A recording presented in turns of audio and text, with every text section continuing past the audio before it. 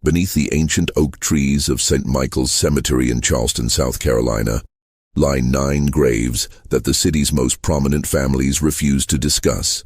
Each headstone bears the name of a wealthy plantation owner who died between 1851 and 1855, all under mysteriously similar circumstances, sudden paralysis followed by what physicians of the time called merciful death. But in 1923, when the cemetery underwent renovation, groundskeepers made a horrifying discovery that city officials immediately ordered sealed from public record. Inside each of those 9 coffins, the wooden lids bore deep scratch marks from fingernails, and the bodies lay in positions suggesting desperate struggles. What the authorities found next would haunt Charleston's elite for generations. A leather journal buried beneath the cemetery's oldest magnolia tree, written in the careful handwriting of a man named Solomon Fairfax, detailing 4 years of calculated revenge that began with a family's screams and ended with 9 men buried alive. Before we continue with the story of Solomon Fairfax and the dark secret that transformed a gentle healer into Charleston's most methodical killer, we need you to be part of our community of truth seekers. Hit that subscribe button and ring the notification bell so you never miss these buried stories from America's past. And tell us in the comments, what state are you listening from? We love hearing from our audience across the country. The journal's first entry, dated March 15, 1851, began with a single line that would explain everything.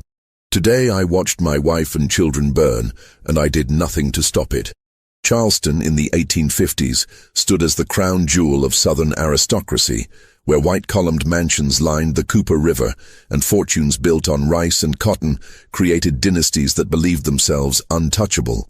The city's medical community, though small, commanded enormous respect among the wealthy elite who could afford private physicians for their increasingly frequent ailments, mysterious fevers, sudden weakness, and strange paralytic conditions that seemed to plague Charleston's most prominent families with alarming regularity. Dr. Cornelius Hathaway had established his practice on Meeting Street in 1845, quickly earning a reputation among Charleston's upper class for his innovative treatments and unusual understanding of exotic remedies.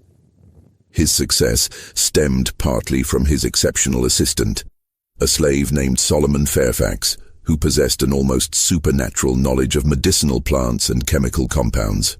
Solomon had been purchased specifically for Dr. Hathaway's practice after demonstrating remarkable skills in botanical medicine, skills that had been passed down through generations of his family, who had served as healers on various plantations throughout the Carolina Lowcountry.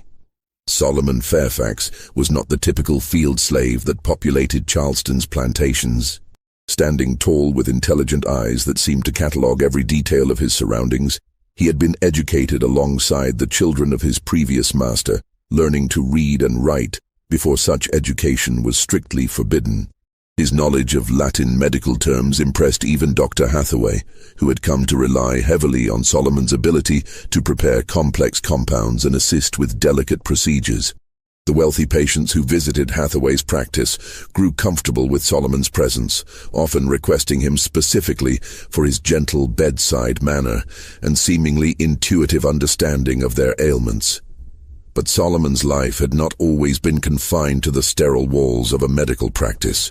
For 32 years before coming to Dr. Hathaway, he had lived on the Pemberton plantation 15 miles outside Charleston, where he had married a woman named Celia and raised 3 children, 2 boys and a girl, in one of the plantation's slave quarters. The Pembertons had allowed this arrangement because Solomon's healing skills proved invaluable during the frequent outbreaks of fever and disease that could devastate a plantation's workforce overnight. Solomon's expertise had saved countless lives, both slave and free, earning him a measure of respect unusual for someone in his position. He had developed treatments for everything from snake bites to consumption, using a combination of traditional African remedies passed down from his grandmother and new techniques he learned by carefully observing the white physicians who occasionally visited the plantation. The Pembertons had even allowed him to tend to their own family during times of illness, a privilege that demonstrated the genuine trust they placed in his abilities. However, this relative comfort ended abruptly in March of 1851, when Edmund Pemberton's gambling debts forced him to sell portions of his human property to cover his mounting financial obligations. The sale was to include Solomon's wife and children, who would be separated and sent to different plantations across the state, a common practice that plantation owners justified as business necessity, but which destroyed families as effectively as any natural disaster. Solomon had pleaded with Edmund Pemberton, offering to work additional years without any compensation if his family could remain together. He had even suggested alternative arrangements, perhaps hiring himself out to other plantations during peak seasons to generate additional income. But Pemberton, facing creditors who demanded immediate payment, refused all negotiations. The sale was scheduled for March 14, 1851, at the Charleston slave market, and nothing would change that decision. The morning of March 14th dawned gray and humid, with storm clouds gathering over the Ashley River, as if nature itself sensed the tragedy about to unfold. Solomon had spent the previous night holding his family close in their small cabin, memorizing every detail of their faces, every sound of their breathing, knowing that sunrise would bring permanent separation. Celia, his wife of 15 years, had maintained her composure throughout the ordeal, focusing her energy on preparing their children for what lay ahead. 8-year-old Marcus, the eldest, had inherited Solomon's intelligence and curiosity about the world beyond the plantation. 6-year-old Samuel possessed his father's gentle nature and natural affinity for healing, often helping Solomon gather medicinal plants from the woods surrounding their quarters. Their daughter, 4-year-old Grace, clung to her mother with the instinctive understanding that something terrible was about to happen, though she could not comprehend the full scope of what awaited them. As the slave traders arrived to collect their human cargo, Solomon watched helplessly as his family was loaded into a wagon alongside 6 other families being torn apart by Edmund Pemberton's financial desperation. The children's tears mixed with their parents' desperate promises that they would find each other again, somehow, someday. Promises everyone knew were lies designed to ease unbearable pain. But the true horror began during the journey to Charleston's slave market. Halfway to the city, one of the wagon wheels struck a deep rut in the rain-soaked road, causing the vehicle to tip precariously. In the confusion that followed, Celia fell from the wagon, striking her head against a sharp rock embedded in the roadside. Blood immediately began flowing from the wound, and Solomon, despite his shackled hands, tried desperately to reach her. The slave traders, concerned only with delivering their cargo in sellable condition, made a decision that would haunt Solomon for the rest of his life. Rather than seeking medical attention for Celia, they declared her a loss and ordered the wagon to continue without her. Solomon screamed and fought against his restraints as they left his wife bleeding and unconscious by the roadside, but the other slaves held him back, knowing that resistance would only result in punishment for everyone. The nightmare intensified at the Charleston slave market, where Solomon was forced to watch as his children were sold to separate buyers. Marcus was purchased by a rice planter from Georgetown who specialized in using child labor for the dangerous work of tending irrigation systems in alligator-infested swamps. Samuel was bought by a cotton farmer from the upcountry whose reputation for working slaves to death was well known throughout the region. Grace, too young for field work, was sold to a family in Savannah as a house servant, disappearing forever into the vast network of human bondage that connected southern cities. Through all of this, Solomon maintained an outward appearance of resignation, knowing that any display of emotion or resistance would make his situation even worse. Inside, however, something fundamental had broken. The man who had dedicated his life to healing, to preserving life and easing suffering, watched as everything he loved was destroyed by the casual cruelty of men who viewed human beings as property to be liquidated when convenient.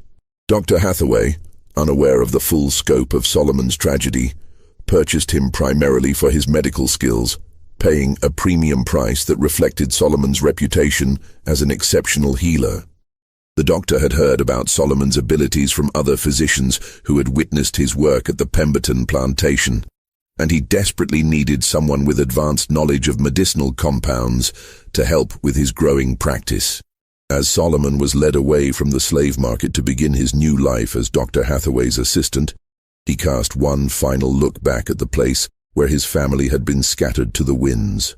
In that moment, something cold and calculating settled into his heart, a patience that would allow him to wait, to learn, and eventually to make those responsible pay a price that matched the enormity of their crimes.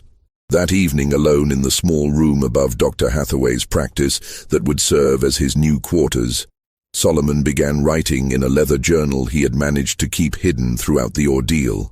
His first entry, written by candlelight in the careful script he had learned as a child, began with words that would define the next 4 years of his life. Today I watched my wife and children burn, and I did nothing to stop it. But I'm still alive, and I remember every face, every name, every voice that laughed as my world ended.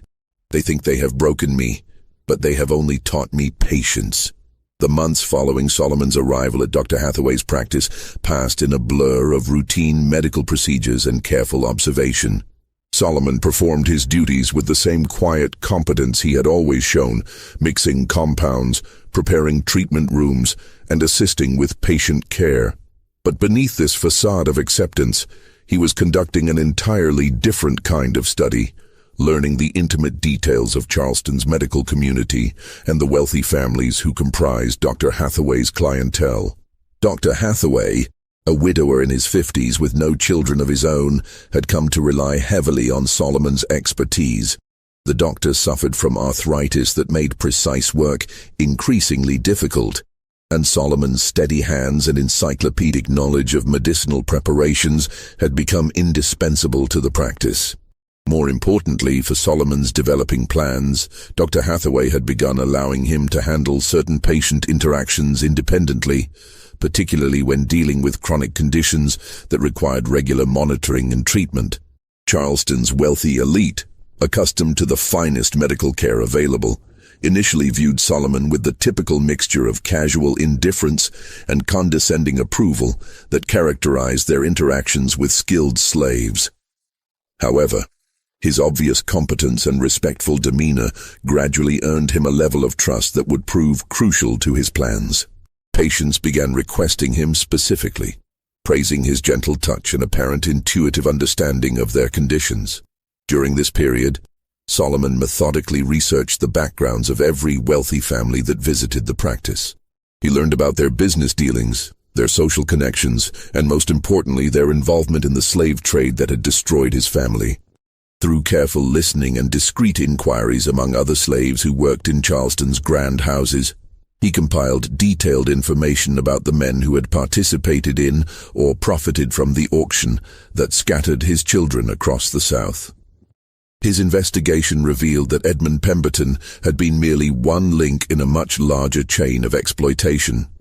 The Charleston slave market operated with the support and participation of the city's most respected citizens, men who served on church boards and charitable committees, while simultaneously treating human beings as livestock to be bought and sold for profit.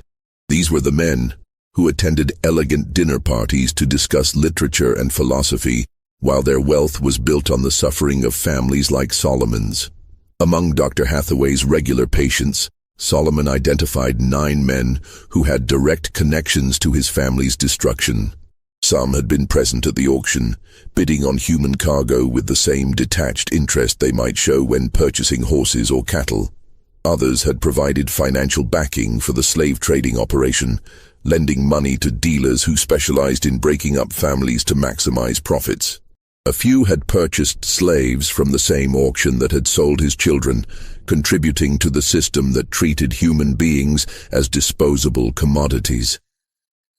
As 1851 progressed into 1852, Solomon began experiencing what he privately called his education in advanced chemistry. Dr. Hathaway's medical library contained numerous texts on pharmaceutical compounds, including detailed descriptions of various substances that could produce paralysis, unconsciousness, or the appearance of death, while leaving the victim's mind fully aware. These books, written for legitimate medical purposes, became Solomon's textbooks in a curriculum of revenge. The most significant discovery came in a treatise on South American plant toxins, which described a compound derived from a vine that grew in the Amazon basin, but had been successfully cultivated in the greenhouse of a Charleston botanist who supplied exotic specimens to wealthy collectors. This particular toxin, when properly prepared, could induce a state of complete muscular paralysis while leaving the victim's consciousness and pain sensation entirely intact. The affected person would appear dead to casual observation, but would remain fully aware of their surroundings for several hours before the toxin's effects proved fatal. Solomon spent months learning to identify and cultivate the plant, eventually locating specimens in the greenhouse of Dr. Hathaway's friend, Professor Nathaniel Crenshaw, who taught natural sciences at the College of Charleston. Professor Crenshaw, unaware of Solomon's true interest in botany, was delighted to find someone who shared his passion for exotic plant species and began allowing Solomon to help maintain his greenhouse collection. Through careful experimentation with laboratory mice, Solomon determined the precise dosage needed to achieve the desired effects. Too little would merely cause temporary weakness. Too much would result in immediate death. But the correct amount would create a state indistinguishable from death to anyone lacking extensive medical knowledge, while preserving the victim's consciousness long enough to experience the terror of being buried alive. The psychological preparation for what he planned required perhaps even more discipline than mastering the chemistry involved. Solomon had to maintain his gentle, helpful demeanor while internally preparing himself to watch men suffer in ways that violated everything his healing nature represented. He justified this transformation by regularly reviewing the names of his children in his journal, reminding himself of their fate and the callous indifference of the men who had profited from their sale. As winter approached in 1852, Solomon had identified his first target, Colonel Reginald Fitzpatrick, a wealthy rice planter who had not only attended the auction where Solomon's family was sold, but had loudly joked about the breeding potential of the children being offered for sale. Fitzpatrick suffered from chronic gout and visited Dr. Hathaway's practice monthly for treatments that provided temporary relief from his painful condition. The Colonel's regular appointments, his trust in Solomon's medical abilities, and his habit of arriving alone for his treatments made him an ideal first victim for Solomon's carefully planned campaign of revenge. But Solomon forced himself to wait, knowing that patience and perfect execution would be essential to avoiding suspicion and ensuring that all 9 men received the justice they deserved. In his journal, Solomon wrote detailed profiles of each intended victim, noting their medical conditions, their treatment schedules, and their involvement in the slave trade. These entries read like a physician's case notes, but they documented a very different kind of treatment plan, one designed not to heal, but to ensure that 9 men would experience the same helpless terror that Solomon's children had felt as they were torn from everything they had ever known.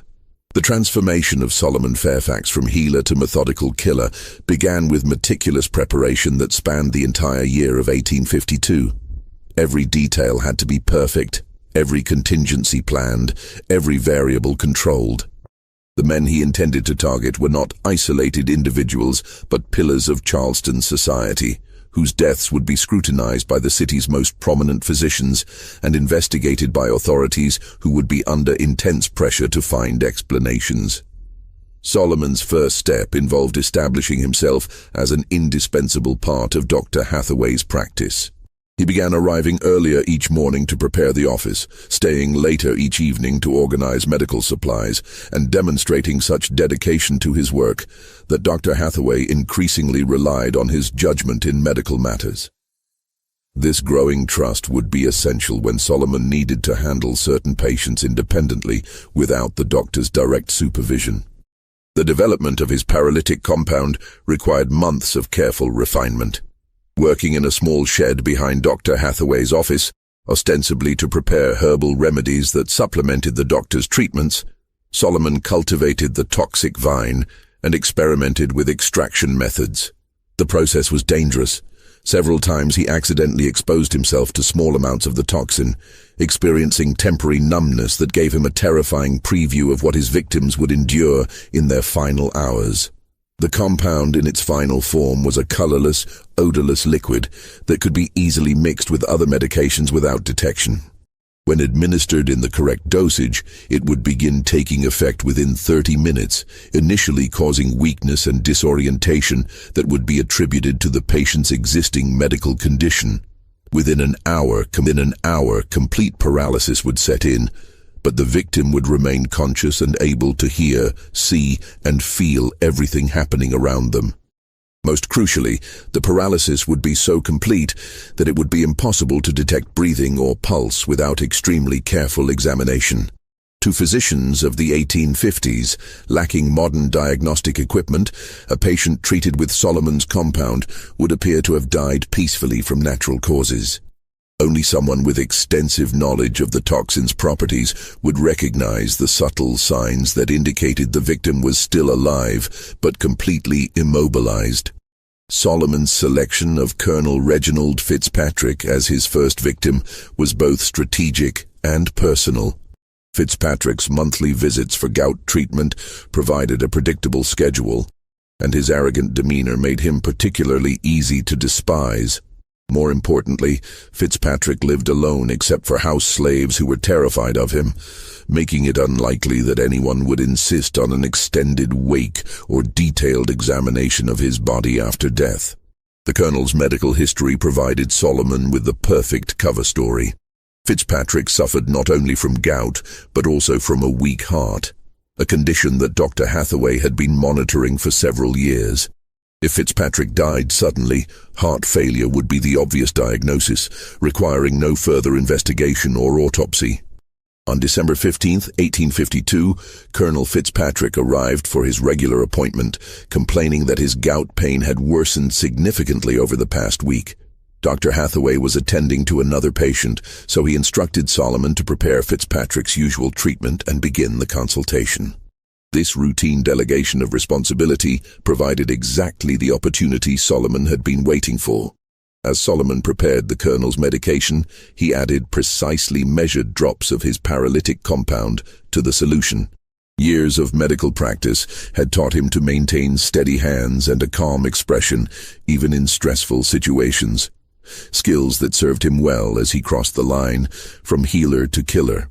Fitzpatrick, accustomed to receiving treatments from Solomon, consumed the medication without question or hesitation. The conversation that followed would be burned into Solomon's memory forever. As the toxin began taking effect and Fitzpatrick started feeling weak, Solomon sat beside the Colonel's chair and spoke in the same gentle tone he had always used with patience. "Colonel Fitzpatrick," Solomon said quietly, "I want you to know that my name is Solomon Fairfax, and you destroyed my family at the slave auction on March 14, 1851. You laughed when my children were sold. You joked about their value as breeding stock. Do you remember that day?" Fitzpatrick's eyes, already glazing over from the advancing paralysis, showed a flicker of recognition and then growing horror as he realized what was happening. He tried to speak, to call for help, but found that his voice had been stolen along with his ability to move. Solomon continued speaking in that same calm, professional tone. "You're not dying yet, Colonel. The medicine I gave you has paralyzed every muscle in your body, but your mind is completely clear. You can hear every word I'm saying. You can feel everything that's happening to you. In about an hour, Dr. Hathaway will examine you and pronounce you dead from heart failure. Your body will be prepared for burial, and tomorrow evening you'll be placed in your coffin and buried in St. Michael's Cemetery." Solomon leaned closer, ensuring that Fitzpatrick could see his face clearly. "But you won't actually die until several hours after you're buried. You'll be completely aware as the dirt is shoveled onto your coffin. You'll hear every sound, feel every sensation, and have plenty of time to think about what you did to my children. That's when you'll understand what terror really feels like. The paralysis was now complete. Fitzpatrick appeared to be a corpse, but Solomon could see the desperate awareness in his eyes, the frantic effort to somehow communicate or escape his immobilized body. Solomon checked the colonel's pulse and breathing with professional thoroughness, confirming that both were so faint as to be undetectable without specialized instruments. When Dr. Hathaway entered the treatment room 5 minutes later, he found Solomon standing respectfully beside what appeared to be Colonel Fitzpatrick's body, his expression showing appropriate concern and sadness. "I'm afraid the colonel has passed, Doctor," Solomon reported quietly. His heart gave out while I was preparing his next treatment. He seemed to go very peacefully. Dr. Hathaway's examination confirmed Solomon's diagnosis. The colonel showed no signs of life, and given his known heart condition, the cause of death seemed obvious. Within an hour, the body was removed to Fitzpatrick's mansion, where arrangements were made for a funeral, befitting one of Charleston's most prominent citizens. Solomon attended the funeral, standing respectfully in the section designated for slaves, while Colonel Fitzpatrick's coffin was lowered into the ground. As the first shovelfuls of dirt struck the wooden lid, Solomon wondered if Fitzpatrick was still conscious, still aware of what was happening to him.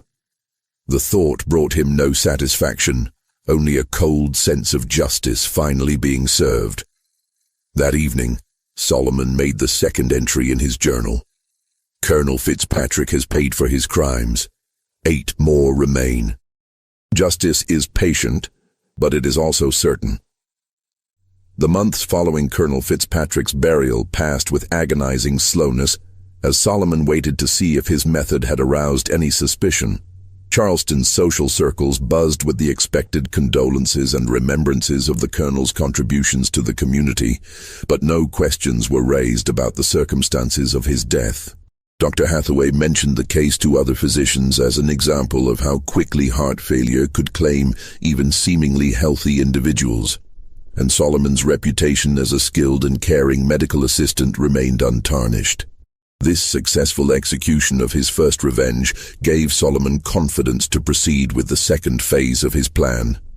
But it also forced him to confront the psychological toll of what he was doing. Despite years of careful preparation and absolute certainty about the justice of his cause, actually watching a man die in terror had affected him more deeply than expected. He found himself unable to sleep for weeks afterward, not from guilt, but from the vivid imagination of what Fitzpatrick had experienced in those final hours buried alive. The selection of his second victim required careful consideration of timing and method. Solomon needed to avoid establishing any pattern that might eventually attract attention, which meant varying both the intervals between deaths and the apparent causes. His research had identified Judge Marcus Calverton as an ideal second target, a man who had not only witnessed the sale of Solomon's family, but had provided legal justification for the separation of slave families, arguing in court that such practices were essential for maintaining order and maximizing economic efficiency. Judge Calverton suffered from severe migraines that had grown progressively worse over the past 2 years, forcing him to seek treatment from Dr. Hathaway on an increasingly frequent basis. The judge's condition provided Solomon with both opportunity and cover. Migraine sufferers were known to occasionally suffer fatal strokes, and Calverton's advanced age made such an outcome medically plausible. But before Solomon could implement his plan against Judge Calverton, an unexpected complication arose that nearly derailed his entire campaign of revenge. In March of 1853, Dr. Hathaway announced that he was considering taking on a junior partner, a young physician named Dr. Timothy Henderson, who had recently completed his medical training in Philadelphia and was eager to establish himself in Charleston's competitive medical community. Dr. Henderson's addition to the practice would mean increased scrutiny of Solomon's activities, more witnesses to his interactions with patients, and greater difficulty in administering his paralytic compound without detection. Even more concerning, Dr. Henderson had trained under physicians who were familiar with the latest advances in forensic medicine, including techniques for detecting unusual substances in deceased patients. Solomon realized that he would need to accelerate his timeline significantly. Rather than spacing his victims' deaths over several years as originally planned, he would need to complete his mission within months, before Dr. Henderson's presence made continued operations impossible.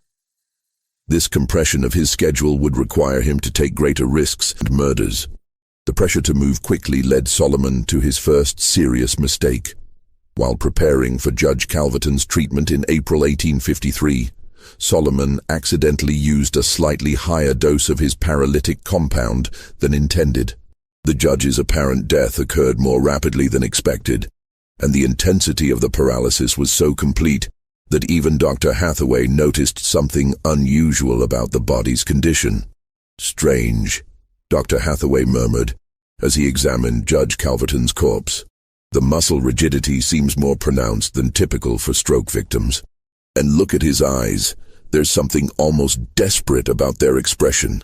Solomon's heart raced as he watched Dr. Hathaway conduct a more thorough examination than he had performed on Colonel Fitzpatrick.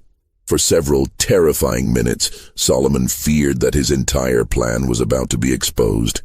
But Dr. Hathaway's medical training, while thorough for its time, lacked the specific knowledge needed to recognize the effects of Solomon's exotic toxin. After 15 minutes of examination, the doctor concluded that the unusual symptoms were simply the result of Judge Calverton's particularly severe stroke. "Poor man must have suffered terribly in his final moments," Dr. Hathaway observed, unknowingly describing exactly what Judge Calverton was experiencing at that very moment, paralyzed but conscious as his body was prepared for burial. Judge Calverton's funeral was attended by even more prominent citizens than Colonel Fitzpatrick's, as befitted a man who had served Charleston's legal community for over 30 years. Solomon watched from the slaves section as the judge's coffin was lowered into St. Michael's Cemetery, just 3 rows away from where Colonel Fitzpatrick lay buried. As the funeral concluded, Solomon noticed something that sent a chill through his blood. A young man standing near the back of the crowd, taking careful notes in a small leather book. The note-taker was Thomas Grimsby, a journalist for the Charleston Mercury, who had begun investigating what he privately called the prominent deaths phenomenon, a series of sudden fatalities among the city's elite that seemed statistically unlikely.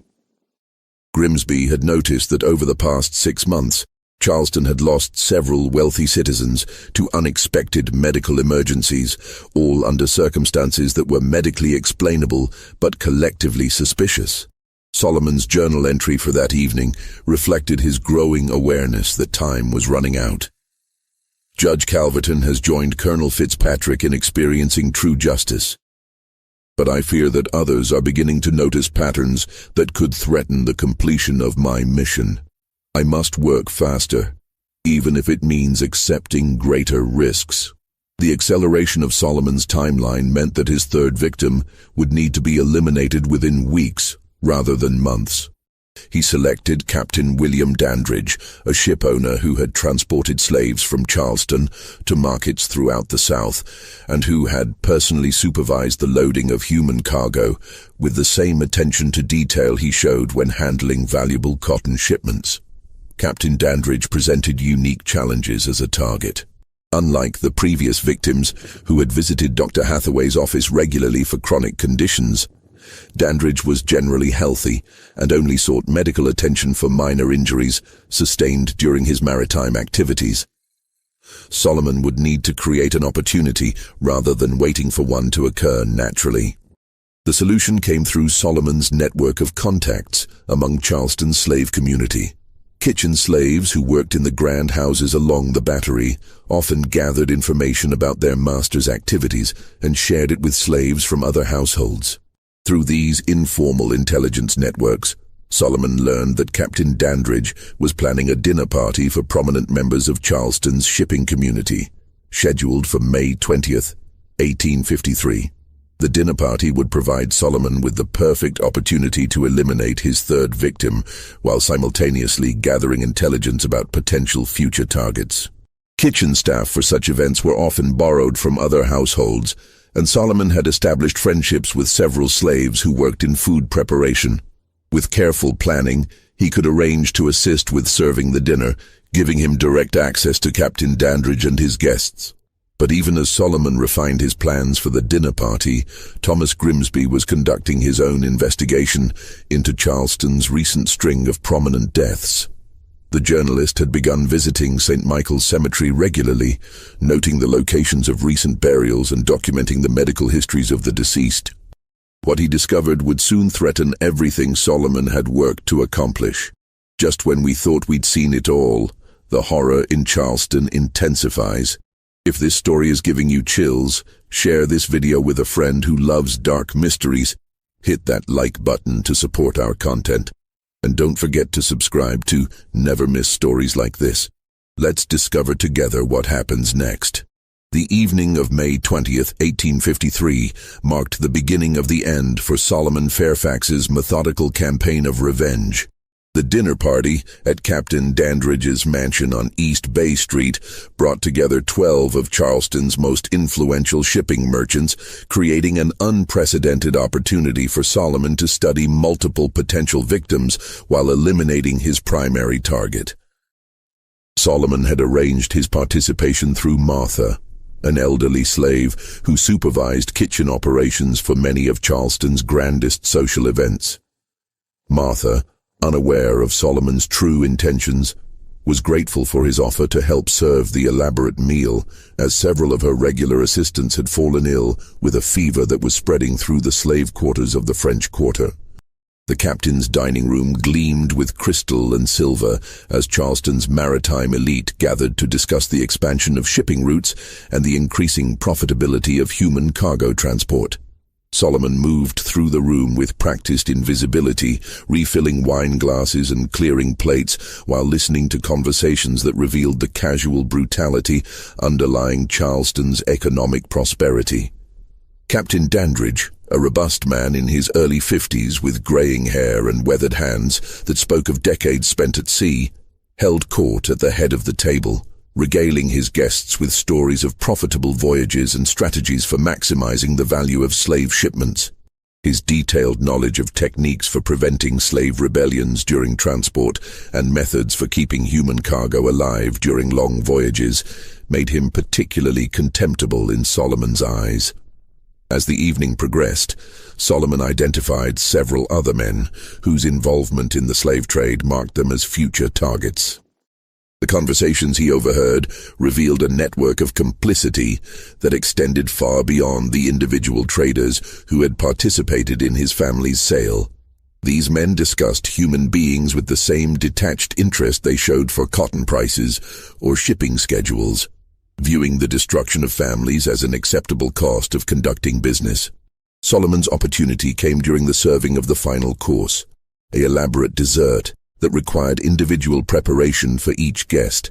Working in Captain Dandridge's kitchen, Solomon carefully added his paralytic compound to the captain's portion of brandy-soaked cake, using a method he had perfected through months of experimentation. The toxin was absorbed into the alcohol-soaked dessert, masking any potential taste while ensuring rapid absorption into the victim's system. Captain Dandridge consumed his dessert with obvious enjoyment, complimenting Martha on her exceptional preparation and requesting the recipe for his own cook.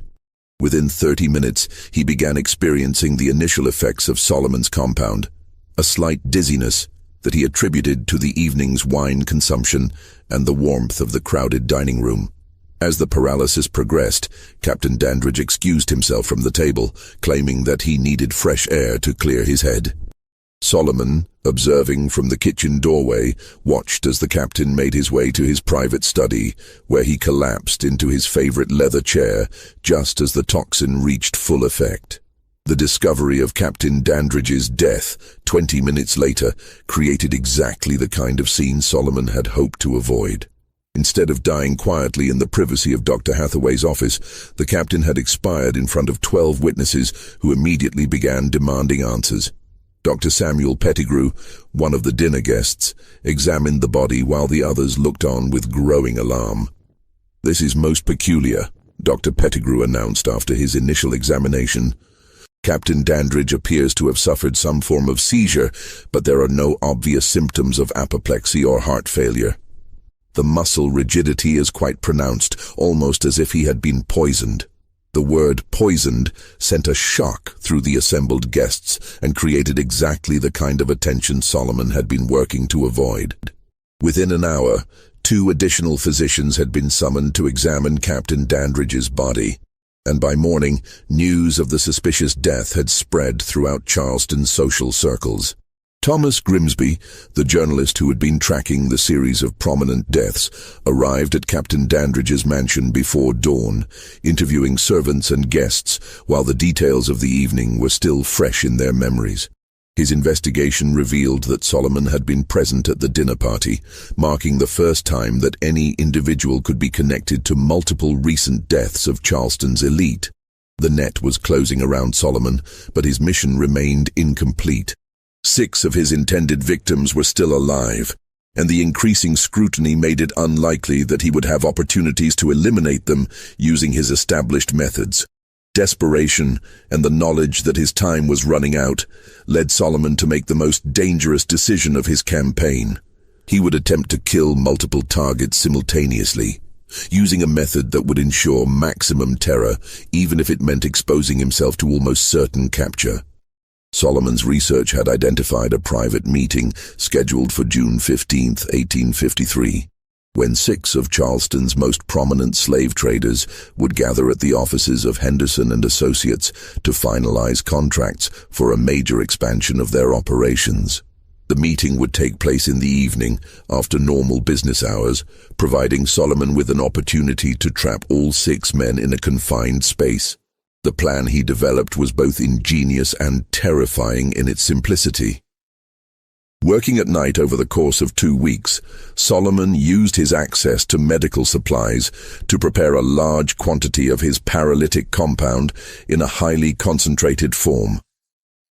Instead of administering the toxin individually to each victim, he would introduce it into the building's air supply using the gas lighting system that illuminated the office.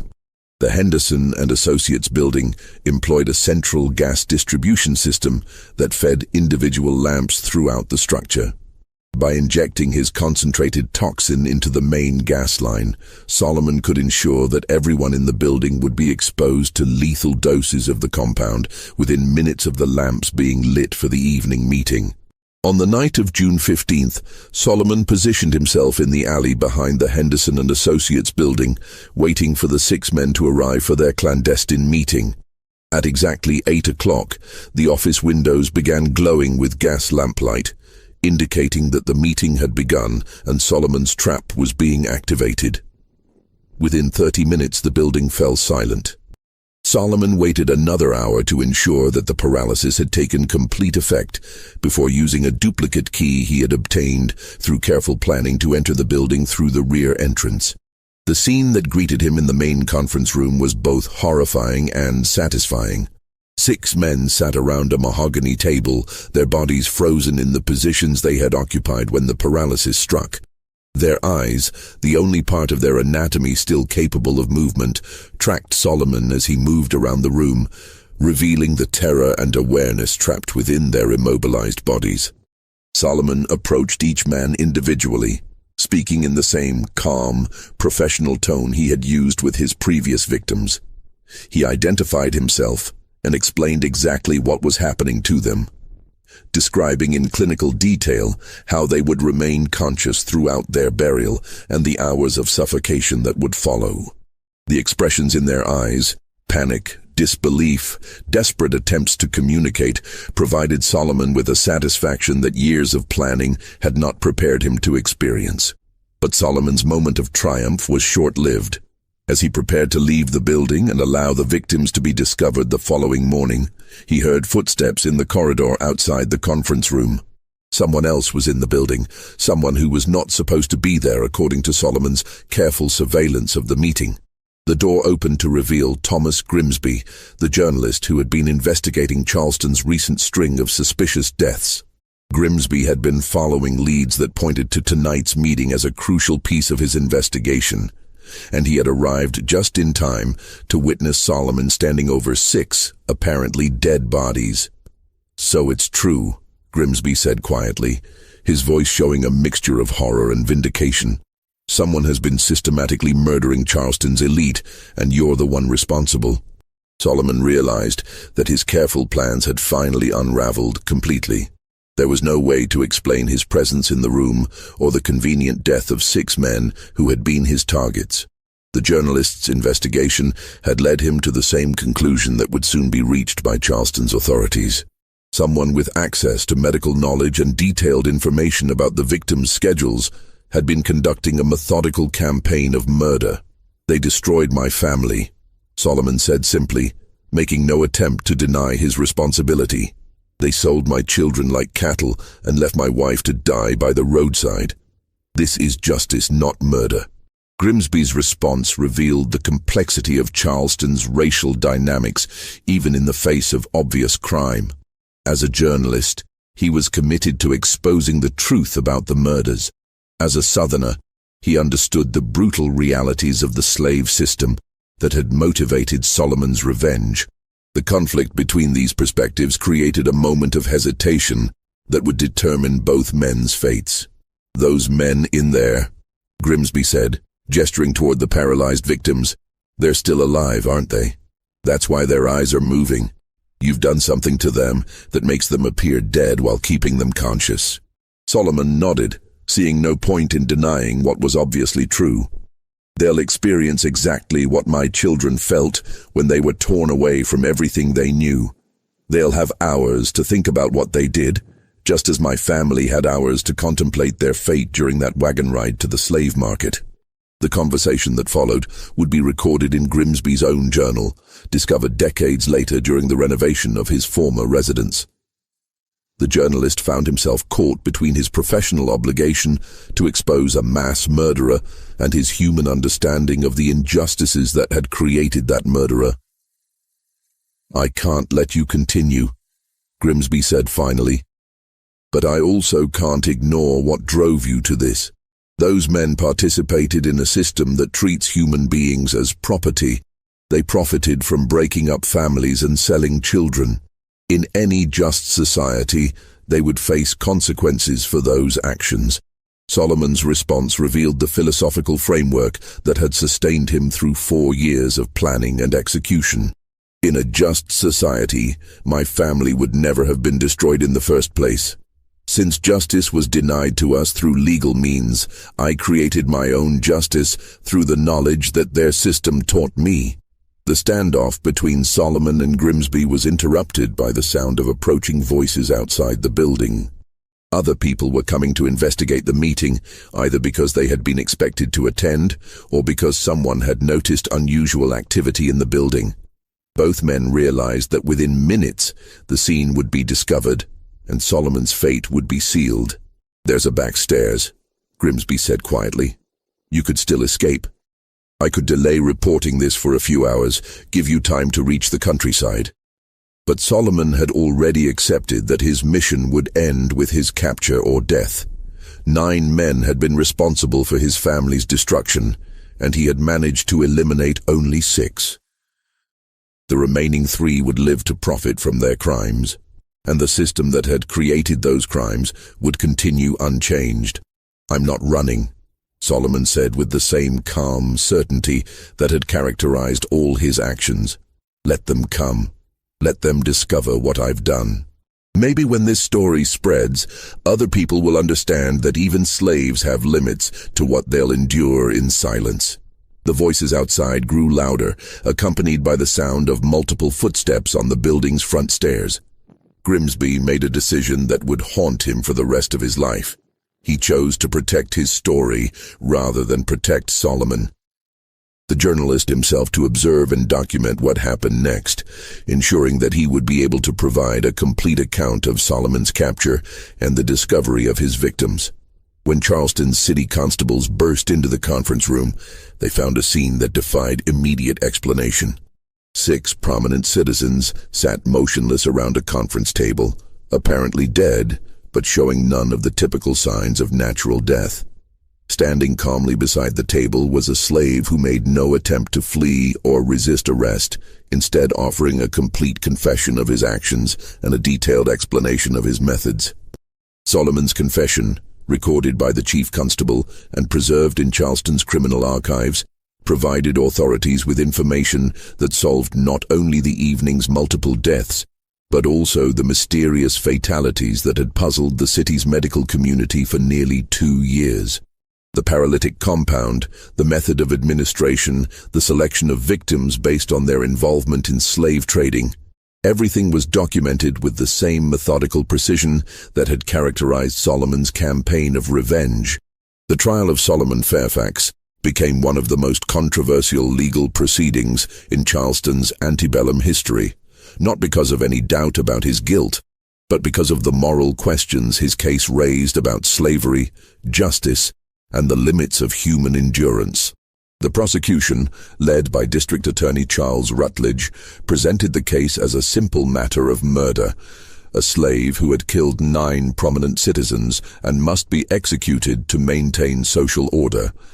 The defense, appointed by the court and led by the reluctant attorney Benjamin Crawford, faced the nearly impossible task of defending a client who had confessed to multiple murders, while arguing that those murders were justified by the systematic destruction of his family. Crawford's strategy focused not on denying Solomon's guilt, but on exposing the brutal realities of the slave system that had created the conditions for such desperate revenge. The trial revealed details about Charleston's slave trade that had previously been hidden from public view. Testimony about the methods used to separate families, the casual cruelty of slave auctions, and the complete legal powerlessness of enslaved people created an uncomfortable mirror for a society that preferred to view slavery as a benevolent institution. Solomon's detailed testimony about watching his family destroyed while being unable to intervene forced Charleston's elite to confront the human consequences of their economic system. Thomas Grimsby's coverage of the trial for the Charleston Mercury created a sensation throughout the South. His articles, which included extensive excerpts from Solomon's journal and detailed descriptions of the paralytic compound, were reprinted in newspapers from Virginia to Louisiana. The story of the slave who had turned his medical knowledge into an instrument of revenge became a source of fascination and terror for slave owners throughout the region. The medical aspects of Solomon's crimes received particular attention from the scientific community. Dr. Hathaway, devastated to learn that his trusted assistant had used the practice as a base for murder, provided detailed testimony about Solomon's pharmaceutical knowledge and access to exotic compounds.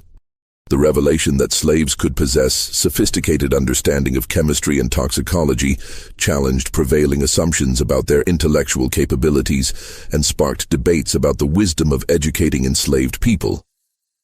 The 6 men who had been paralyzed in the Henderson and Associates building provided the most dramatic testimony of the trial. All had survived their ordeal, though their experiences varied in horror depending on how long each had remained conscious after their apparent death. Their accounts of lying paralyzed while fully aware, hearing their own death pronounced and funeral arrangements discussed, created a visceral understanding of Solomon's revenge that mere legal arguments could not convey. Colonel Harrison Vance, one of the survivors, described the psychological torture of his experience. "I could hear everything, feel everything, but I could not move so much as an eyelid. When my wife wept over my body, I wanted desperately to comfort her, to let her know I was still alive. But I was trapped inside my own corpse, completely helpless while arrangements were made for my burial." If Solomon Fairfax had intended to show me what terror felt like, he succeeded beyond measure. The revelation that 3 of Solomon's earlier victims, Colonel Fitzpatrick, Judge Calverton, and Captain Dandridge, had been buried while still alive, created a public outcry that extended far beyond Charleston's boundaries. Families throughout the South began questioning whether their own deceased relatives had actually died naturally or had been victims of similar poisoning. The demand for exhumations and post-mortem examinations overwhelmed Charleston's medical community and created a climate of suspicion that lasted for years. Solomon himself remained calm and articulate throughout the proceedings, showing no remorse for his actions, while expressing regret only that he had been unable to complete his mission against all 9 of his intended victims. His final statement to the court provided a chilling summary of his motivations and methods. "I was trained to preserve life and ease suffering. But when this society destroyed my family while calling it legal and proper, I learned that the same knowledge used to heal can also be used to ensure justice. I do not ask for mercy, because no mercy was shown to my wife and children. I ask only that when you condemn me, you remember that I am not the one who created the system that makes such revenge necessary." The jury's deliberation lasted less than an hour. Solomon Fairfax was found guilty on all counts and sentenced to death by hanging, a verdict that surprised no one given the magnitude of his crimes and the social necessity of maintaining order in a slave-holding society.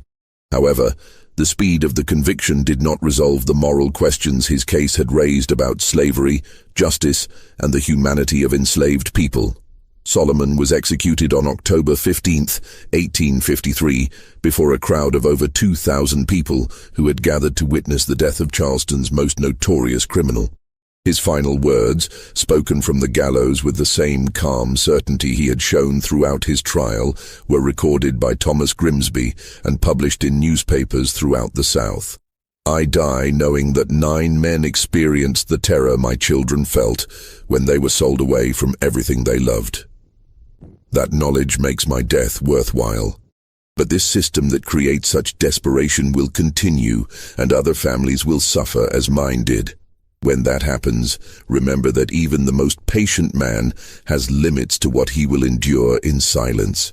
Solomon's body was buried in an unmarked grave outside Charleston city limits, in accordance with laws prohibiting the interment of executed criminals in consecrated ground. But his journal, confiscated as evidence during the trial, was never returned to authorities after the proceedings concluded. Thomas Grimsby, who had been allowed to examine the journal during his coverage of the trial, had made extensive copies of its contents before returning the original to the court clerk.